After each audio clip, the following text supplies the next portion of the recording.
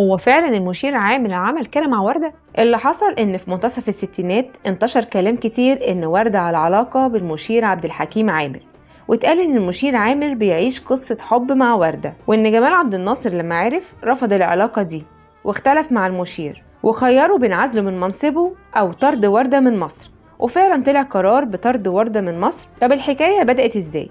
وردة كانت بتحيي حفلات في دمشق، وفي يوم وهي راجعة على الطريق بعربيتها بتتعطل، ويصادف ان المشير عامر وقتها كان في زيارة لدمشق، وهو على الطريق مع ضباطه بيتفاجئ بفتاة واقفة جنب عربيتها المتعطلة، فبيأمر ضباطه ان هم ينزلوا يساعدوها في اصلاحها، وبيعرف انها المطربة وردة وبتحيي حفلات في دمشق.